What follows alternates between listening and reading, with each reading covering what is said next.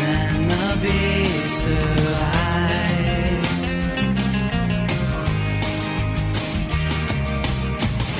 Right before me, my newfound hippie side.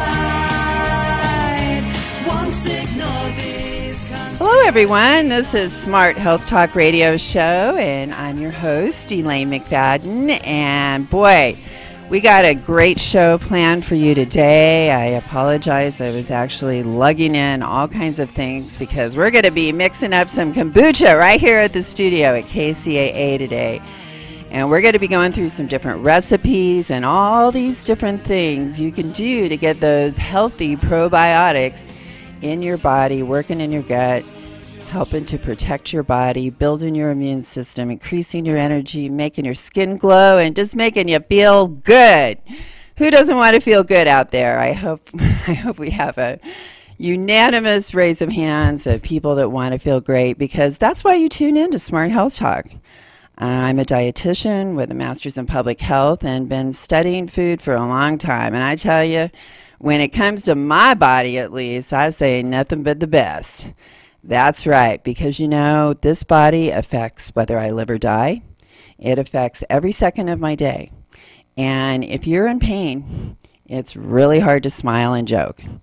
And I happen to like to make people laugh and like to have a lot of fun and have a good attitude. And it's hard to do that when you're in pain. We actually did a big segment on our show about pain before, because it is a pretty big deal. And there's, you know, prevention is 99% of the cure. Has been around for a very long time, and there's a reason for that.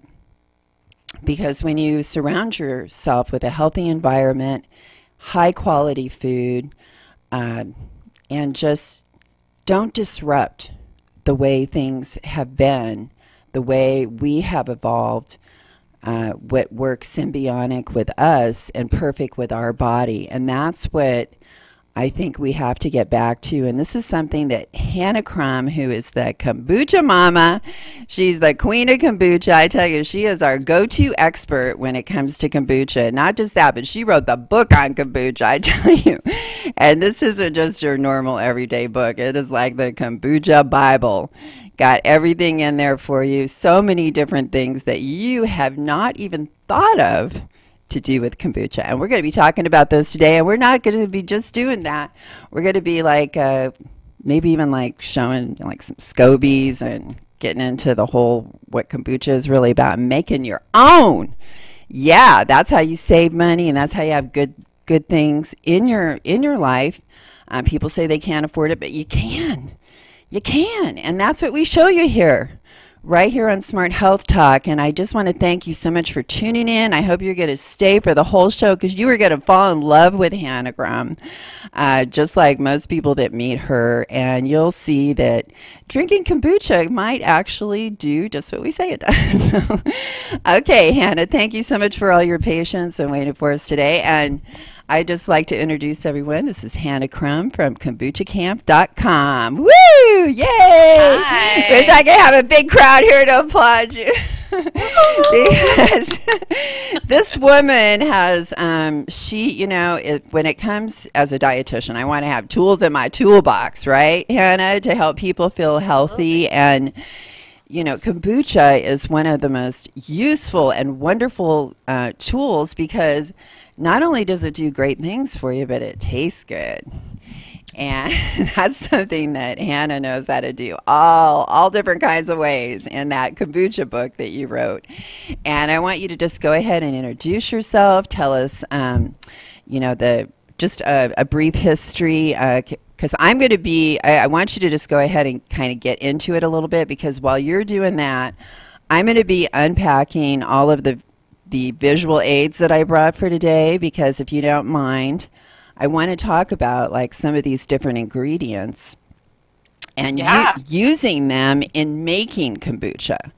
Because I feel like you have just done such an incredible job educating people on the benefits of kombucha and why these beneficial probiotics that we get from kombucha do such a great job in our body, protecting our body and our gut. And I want to touch on those things as well. But also I want to get into making kombucha, because I've kind of had some questions myself on, what is good to use. What am I going to kill the bacteria if I put some of this in there?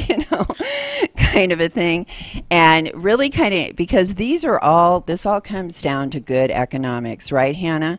And Absolutely. and that's why you built Kombucha Camp and made it possible for people to get one of these scobies, which I've listened to you describe it before, like that $25 SCOBY investment could be a lifetime investment if you take care of it properly. You could spend $25 one time and have kombucha for the rest of your life with those incredible scobies that you guys offer. So go ahead and give everyone a rundown, and while you do that, I'm going to be unpacking some of these things so that we can get into the kind of the mixology of kombucha, which is the really, really fun part. Okay. All right, go ahead. Take the floor, Hannah. Will do, Elaine. So kombucha, I suppose let's begin at the beginning. What is it? Simply put, it's fermented tea. So some of you might be familiar with fermented foods such as beer or wine or cheese or sauerkraut. And in those cases, sauerkraut is fermented cabbage, wine is fermented grapes, beer is fermented barley and hops, and cheese, of course, is fermented milk. Well, kombucha is fermented tea. And so what we're starting with is some ingredients that everybody has in their home already. So I bet if you went to your cupboard right now, you would find you have tea, you probably have sugar. Now, the thing you're not going to have, of course, is the SCOBY, and that is what you can get from us at Kombucha Camp, because we are bacteria farmers. Definitely not a title I ever envisioned would be on my resume. I really love that, bacteria farmers. That's awesome. Well, it's what we do. We grow SCOBYs. We grow, so SCOBY is an acronym which stands for Symbiotic Culture of Bacteria and Yeast. And that can apply to a lot of things once you start thinking about that terminology. But it was an acronym that was uniquely created for the kombucha culture in the 90s when it was starting to experience kind of another surge in popularity before this more recent wave of popularity that we're experiencing now. So SCOBY is what we call the culture, and it's bacterial cellulose, which looks like a white rubbery pancake. Or if you've ever dealt with raw organic apple cider vinegar, you might have seen a vinegar mother or vinegar plant at the bottom of your bottle. It's the same type of thing. So these acetobacter, and kombucha is essentially tea vinegar because they're in a same family as the organisms we find in vinegar, but we harvest it before it gets too sour. But those same acetic acid producing organisms also excrete cellulose, and that's why they both have this really neat pancake or mother, which we affectionately call it, that then goes from batch to batch of sweet tea. The organisms present, both the bacteria and the yeast, convert the sugars into the healthy acids. They enhance the nutritional value of the tea, and that's what makes your delicious, tangy, sparkly, naturally effervescent kombucha tea. Can I ask a quick question, Hannah? Because you mentioned that kombucha is more acid, and we know that apple cider vinegar is really good for us, and that's acidic. But yet we hear that our bodies are too acid because of the foods that we're eating and beverages we're drinking, like sodas or meat, that causes a lot of acid to be formed in our body. How does that when you look at the acid that's coming from apple cider vinegar and kombucha versus our body being acidic, how do you explain that to people? Yeah, and absolutely. How does kombucha help with that high acidity? Because the high acidity is actually a good environment for bad bacteria to grow in our bodies. There's a couple of different things. So, this is the lovely thing about the English language. We have things we think of in the generic, and then we know there's a zillion shades of specificity and sophistication, especially when we dive into something. Just like we say bacteria are bad, of course not. There are organisms that are to our benefit, and there's a small percentage that we would never want to run into. That's right. There's just a small percentage that are bad, and most of them are good, right? And people are so afraid of bacteria when most of them are actually good for us. Well, even if we apply just a smidgen of logic here, if the pathogens were so dominant and powerful, we'd all already be dead. Yeah. So, I Good think point. just the fact that we're here and alive and breathing is enough evidence to demonstrate that clearly there are more good guys than there are bad guys. And this is what I love about being alive right now in this moment in time, is all of this research and information we're doing on the human microbiome. We're starting to embrace our bacteria brethren instead of trying to kill them all off, not understanding the role and function that they play in our bodies. And so when you talk about acids, I love this comparison with sodas, because fermented drinks are nature's original sodas. The carbonation present is naturally there due to the yeast exerting their efforts on the sugar. They convert that terrific fuel source and turn it into effervescence, as well as ethanol and some of the acids that go along with it. And so the acid that you find in soda, phosphoric acid, will deplete the body over time. It's not an acid that supports the body. It's not an acid that gives nutrients back to the body, unlike the acetic acid, malic acid, gluconic, glucuronic, hyaluronic. I mean, there's so many great organic acids in kombucha that not only do they help nutrify your body, those are also, along with that low pH, what attack those potential pathogens. Kombucha can come across salmonella, listeria, all kinds of boogeymen, so to speak, and because of their low pH, because of those organic acids, they're able to cut through the cell walls of those organisms and kill them and not allow them to reproduce. So actually making fermented foods at home is one of the safest things we can do. But in terms of how those acids then impact our body, similar to citrus, and like you said, apple cider vinegar, they actually turn into an alkaline ash in our digestive system, so that our body derives the nutrients from them, and it doesn't create more acidity in the body. It does the exact opposite. And this is really important to understand when we're looking at ailments such as acid reflux. Right? Most people, if you were to watch all the commercials, and many of us have seen them or even taken antacids, it seems like a simple chemistry lesson, right? You've got acid, you add a base that neutralizes the acid, voila, the symptoms go away. The problem is that whenever our bodies are in pain, they're trying to tell us something. They're trying to tell us something isn't quite right. And we've kind of confused the message when it comes to acid reflux. The message isn't, oh, there's too much acid, get rid of the acid. The message is there's not enough acid. And we're pleading for more acid, and not from acid from soda, of course, but acidity coming from these traditional foods, and drinks that help when you start consuming kombucha, which has a low pH. The stomach acid pH is much lower than kombucha, but it does start to help to put more of that acid back in your gut, which allows you to digest your food properly. Imagine if the pH of your gut has risen and you don't have those intense acids. First of all, like you said, there's acid-loving bacteria that can potentially thrive in there. There's also H. pylori bacteria actually thrives in your stomach and drills through and makes holes in it. And that's a bacteria that causes ulcers. Exactly right. There's H. pylori, but there's so many others that we don't even know names of per se. The point being is that the acids, their job is to cut, right? They're there to tear and rip and take what you've chewed and to break down into even smaller components and extract the nutritional value. Like you said, it's a knife. Like when you eat a piece of meat, the acid is like the knife in your stomach. And I've said that on our show before too, because you take a chunk of meat, how are you going to break that down into tiny little micronutrients that you deliver to your body? You think that just like magically poof happens, and then people suppress that acid with these antacids. And I just think about that meat kind of going like half digested, turning rancid and stinky. And people that have a bad digestive system, that their good bacteria is out of whack, it slows down.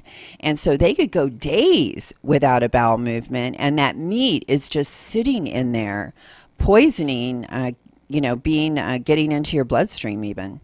So all of these things that Hannah is saying about our digestive system, and actually the purple pill, Nexium, they even have a class action lawsuit against them because they're finding they're having other really severe problems, and I encourage people, if you've been using that a lot, you may want to look that one up. But go ahead, Hannah. This is like, I'm just loving every minute of this. This is so fascinating because I love learning new things about our body. It's just the most fascinating thing that we have on the planet. So go ahead. Well, gosh, and the science isn't settled. We don't know everything yet. This is just our understanding to date. Like, remember, not that you or I remember, but I there used do. to be a time when they didn't understand blood types.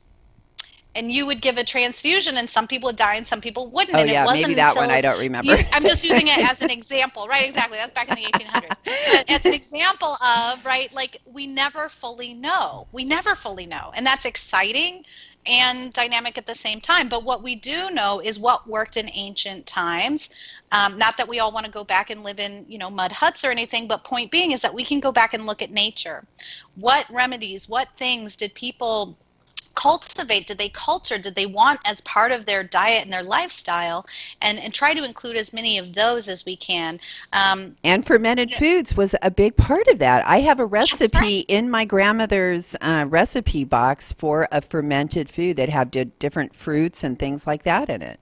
And it was supposed to sit on her counter for weeks even. That's right. Well, that was that we didn't have refrigerators. Like, I don't remember that either. I've always had a fridge, but when most homes didn't have a refrigerator, how do you keep food from spoiling? Fermentation was a huge part of that process, and really fermentation to me, as much as like it's the knife that cuts the meat, it's pre-digestion. Literally, what's happening is similar to what happens in your gut when you start to eat. Right? Organisms go to work on the nutrients. They extract everything of value. They pass on stuff that isn't of value as they move it through your system. Well, this is a way that it happens outside of the body on your countertop, so that when you go and then consume that already digested product, it has such an easier impact on the body that you can absorb that nutrition more easily. And this is why fermented foods have also they can be kind of intense, right? We don't necessarily want to have like a giant bowl of sauerkraut that we're just shoveling away into our mouths all of a sudden. Fermented foods and drinks are really condiments or tonics. They were things that we enjoyed in small but frequent quantities, so that our body had that real-time nutrition boost. And look at marinade, multivitamin. And what about a marinade for meat, Hannah? I mean, that's, it's actually kind of doing the same thing that you're saying. It's pre-digesting the meat when you marinate it, because it's making it, it's breaking the bonds within the meat that hold the proteins together, and then that makes it be more tender. And so that is another way of like kind of pre-digesting the meat beforehand. So kind of give people another visual. Vinegar, we use kombucha. I mean, we use lots of things as marinade. Like lime juice, right? pineapple. Exactly right. Like any of those highly acid, right? Why is it there's always acid in the marinade? Well, because that's what helps to break down those proteins. Exactly right. Yeah, and I mean, it's just, you can actually cook fish and meat with acids. That's what ceviche is. Mm-hmm. It's they take the raw fish and they just like toss it in like lemon juice, and that high acid actually is cooking the fish with the acid. So I know it's just, I love this whole conversation because we go on and on. It's the wasabi with the sushi, right? Like the high potency, the intensity of that wasabi, its antibacterial properties is what helps to protect you from what kind of potentially dangerous microbes might be in the fish, right? So when you start to look at traditional foods, how they were grouped together, what people ate together, the spices that were used, even. Exactly right. The spices helped preserve foods as well. And as a matter of fact, I have cinnamon here as like one of my questions I wanted to ask you about using it in kombucha, because we know cinnamon is good for our metabolism. It's like an antibacterial. And it also, adds a lot of great flavor with the gazillion different kombucha varieties that you could make at home and just have fun with your kids kombucha. And do all kinds of stuff. But what about cinnamon in kombucha? Is that a problem? I think it tastes great. It's really fantastic. And I know your question because you already said the word antibacterial, and I always say anti-what bacteria? Because again, when we talk about antibacterial, in our minds, we might think, oh, it kills everything that's bacteria related. Well, not necessarily true. Kombucha is antibacterial, but it's not killing its own bacteria. It's attacking pathogens and things like that. So more often than not, when I hear the term antibacterial, I think, oh, it's likely leaving the good guys alone, but it's probably going after the nasty guys. And there's no one food source, there's no one beverage that takes care of everything, and that's as it should be, because human beings didn't evolve to photosynthesize. If we did, we'd never need to eat. So because we don't photosynthesize, we have to get that nutrition. And what's really amazing about this planet is if you live by the sea, you get your omega-3s from fish. If you live inland, you get them from walnuts or from eating, grass-fed animals. And so nature has already given us everything we need in a wide variety. And the problem is in our processed foods era, we tend to eat the same 4 or 5 foods all the time, and they all are made from similar, commoditized ingredients that are super cheap and that just get, spun into infinite combinations of cheap food that then fill people up but don't necessarily give them the nutrients they need. And isn't there a lot of bacteria? Actually, kombucha is explain to people like this bacteria. It's actually like something that coats almost all living things. Like kombucha bacteria isn't something like special and unique out there. And this is something I've been trying to grasp, is this this way, our skin. A couple of weeks ago I talked about like not taking baths for a while, that after you not take a bath for a while, you stop stinking because your own bacteria builds up enough where, at least in theory. Depending on what you're eating. Yeah, depending on what you're eating. Do you eat a lot of garlic or something? On the inside and the outside, right? Right. But anyway, when you're processing all these foods versus getting something just picked, it comes from organic soil that has its own set of bacteria that actually, I guess that's one way, like vegans can get vitamin B12, is if there's a little bit of organic soil left on that carrot and you just eat it raw, you're actually getting B12. But this coating of this bacteria on living things, I just feel like we've actually disrupted it with these pesticides on everything living, that we have somehow like reduced the population of this good bacteria, so that the amount of bacteria, of this good bacteria that was like in our environment around us all the time, has changed. Does that sound like a crazy thought? In our guts because of the antibiotics, and look, the reality is we're poisoning ourselves and we're poisoning the planet. And why? Because people profit from making poison. That's why it's happening. It's not really hard to figure out, and it's pretty easy to understand what the solution is. The problem is now you're telling all these people who are making lots of money and have powerful lobbies, hey, you can't do this. And they don't like that, and so they fight it tooth and nail. And it's unfortunate that we see so much backsliding in like our EPA policies and allowing more pollutants to come into the stream. And then we look at like, why are our autism rates, why are our autoimmune disease rates, why are our cancer rates, diabetes rates through the roof, and yet we can't understand how it is that we got here. I mean, the reality is we're constantly consuming poison in pretty packages that are marketed to be this fun and exciting, but how do they actually make you feel? And that's where, for us, kombucha ends up being a gateway into reconnecting with the self, closing the feedback loops. Our motto is trust your gut. That means don't do what I do. My gut, my organisms, what I need may be very different from what you need. But it also is really, not trust your taste buds, because if that were the case, there's so many addictive chemicals and things that taste good, but don't actually make you feel good after you consume them. So for an example, someone who's suffering from candida overgrowth is going to crave sugar, and that tastes really good and sweet in the moment, and all of those pleasure centers light up in your brain until you have that nasty yeast infection on the other side, or you have stomach cramps or bloating, or you feel terrible. And so closing that feedback loop, trusting your gut, is about, when I consume this, how does it then make me feel? And making better choices based on the feedback you're receiving from your body. Well, and I love what you said early on, Hannah, about pain and how pain is letting you know that there's a problem. And that's one of the reasons I'm so against pain relievers, because I want to be full awareness. If I have pain going on, and I'm okay with pain. I had both my kids at home with a midwife, no drugs. So it's like you've done it. Yeah, it's like, it just lets you know, hey, I'm bad, man. I could like take pain at a high level more than I ever thought, And so these people I just feel like we're becoming wusses, and just like one little pain, it's immediately grab the painkiller.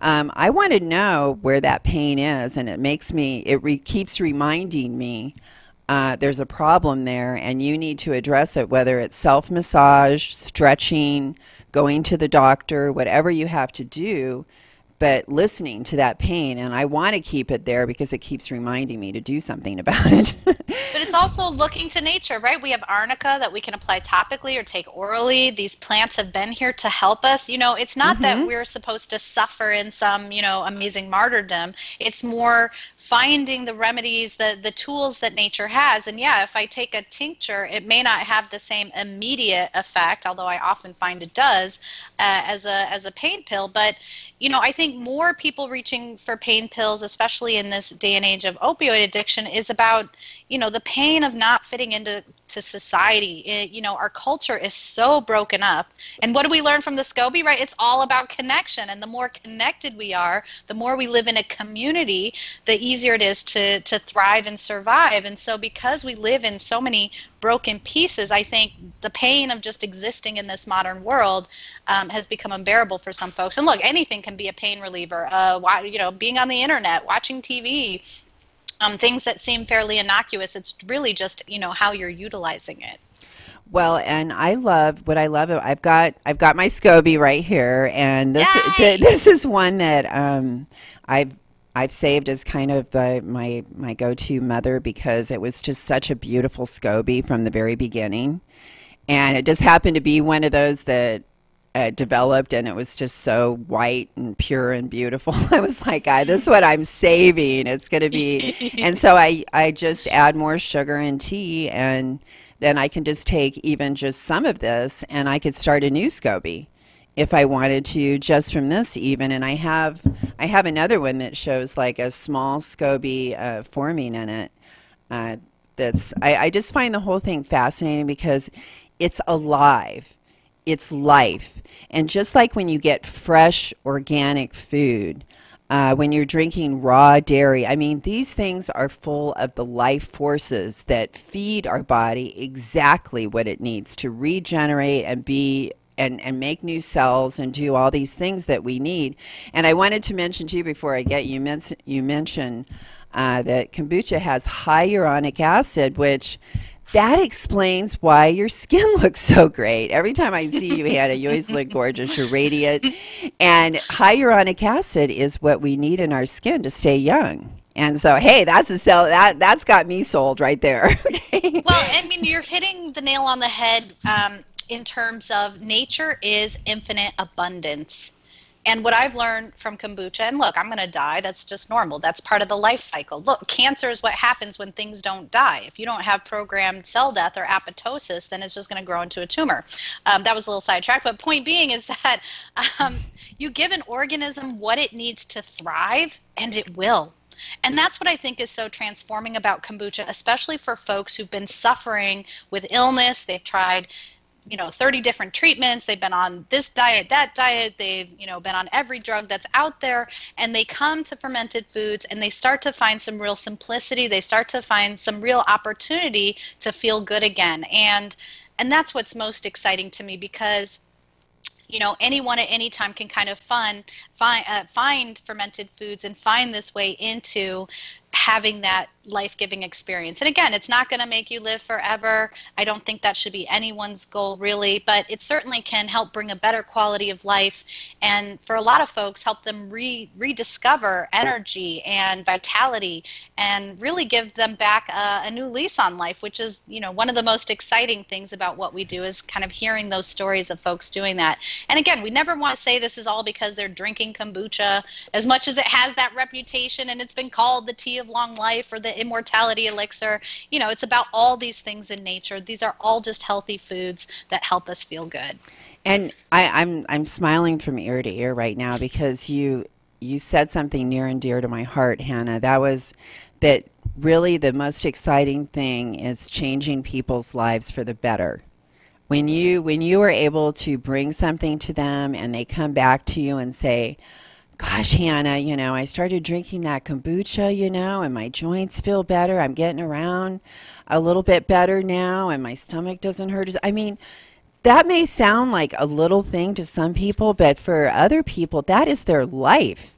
You have now just changed their life for the better. And it makes me want to cry because that's what motivated me to become a dietitian and go back to school and all those years and to be here today, is because there is no better feeling than to make a difference in someone's life.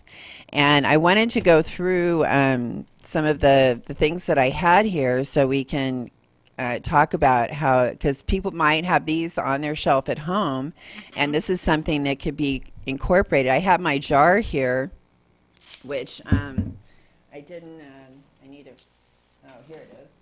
I have my jar, and this is an old linen napkin. And for people that wonder what to do with those 100% non-GMO linen, or I guess it was cotton. This is probably cotton. It might be linen.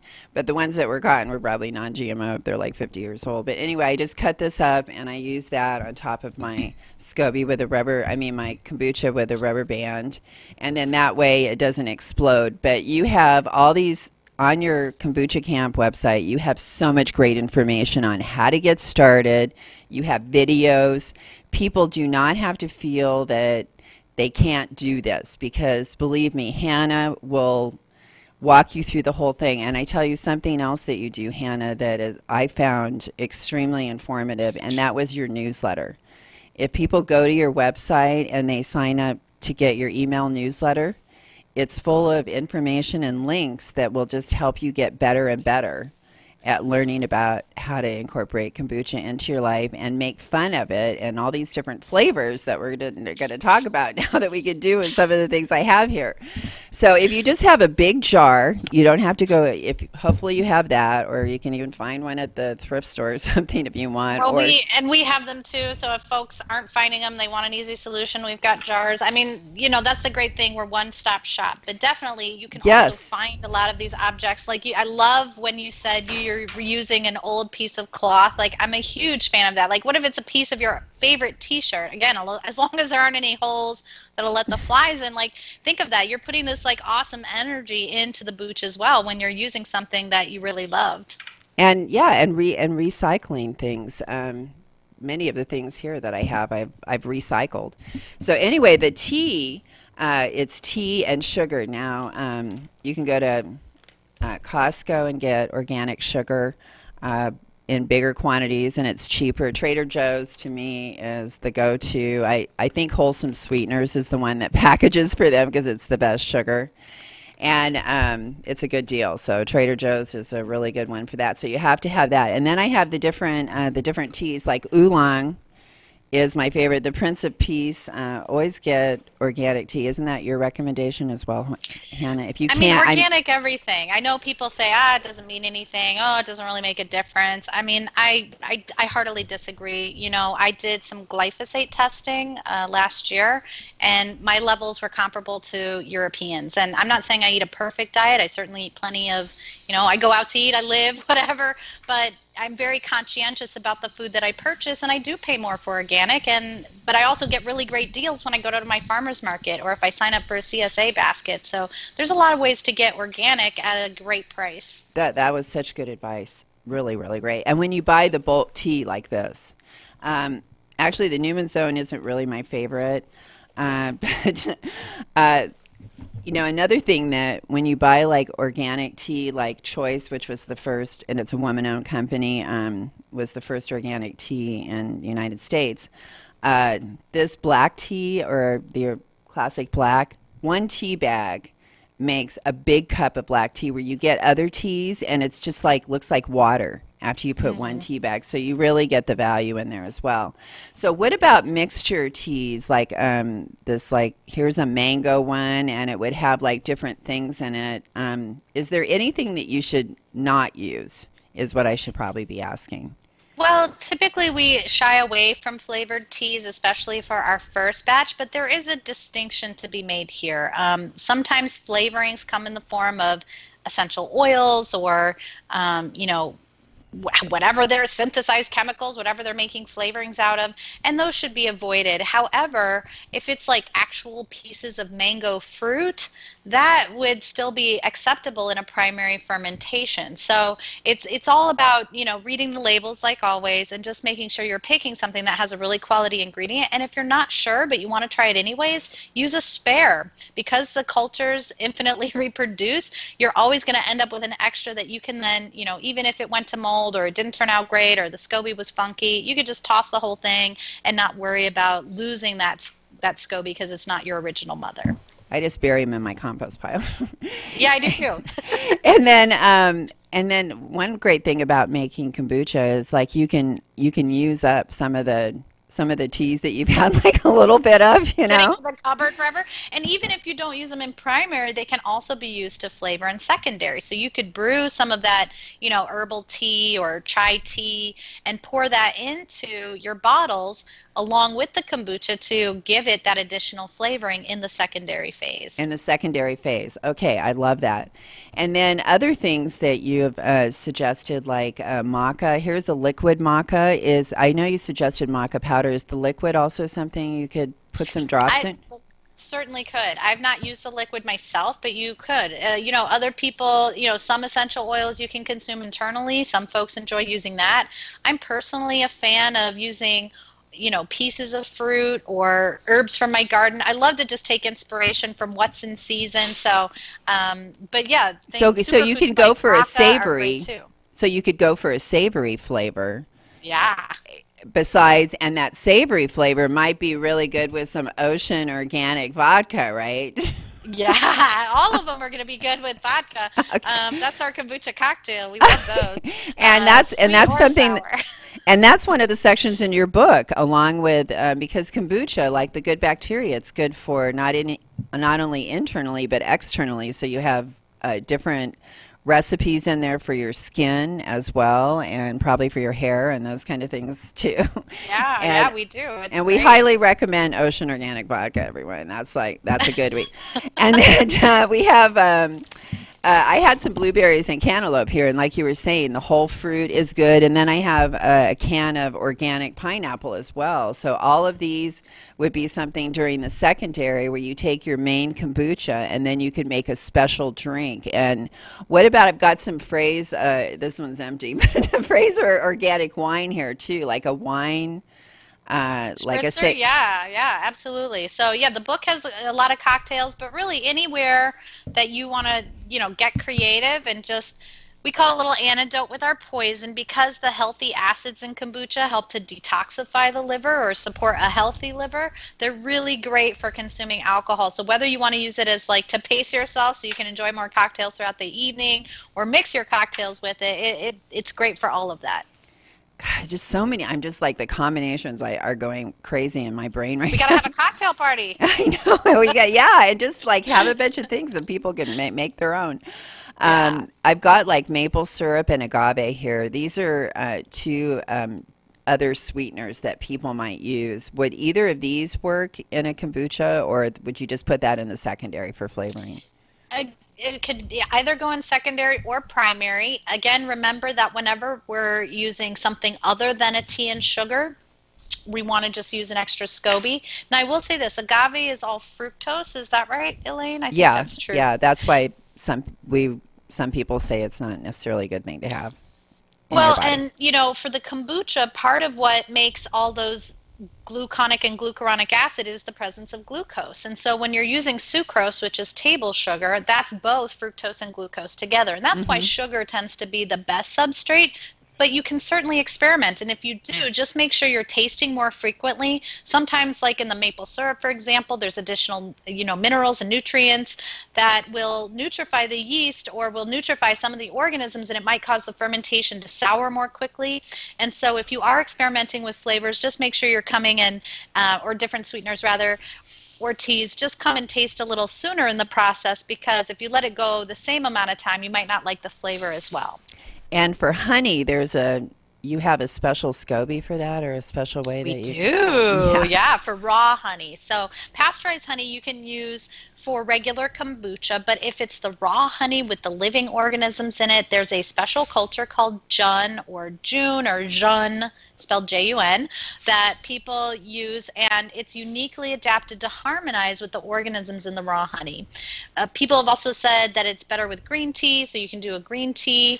Raw honey, it's just got a really nice light floral flavor, and if raw honey is a little bit of a luxury, they hotel really well. So you can even get a Jun culture, make a batch on occasion, and then just rest it in a hotel until you're ready to do another batch. Yes, I have some oolong, some white, some black tea here, and some green tea. All of those are really good choices, right? Absolutely. Okay, and then what about things like I have here some organic lemonade, Matt's Organic Lemonade and Matt's Organic Orange Juice. Would that be good on the secondary to kind of make and would that be something you could mix the vodka and then the kombucha and then some juice? Absolutely.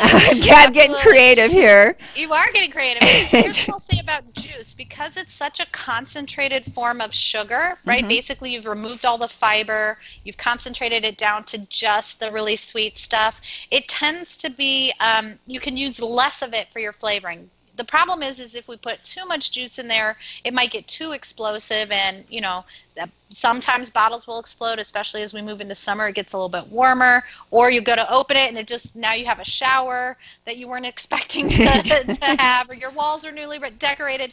But point being is that you just want to be conscientious not to use too much flavoring if you're using something that's more concentrated like juice. And I liked your suggestion to open it up in a bag to save whatever sprays out. Yeah. And then what about adding? I have a ginger ale here, and tart cherry juice is one of my favorites. Is it pretty much the same what you just said? The advice that you gave on the other.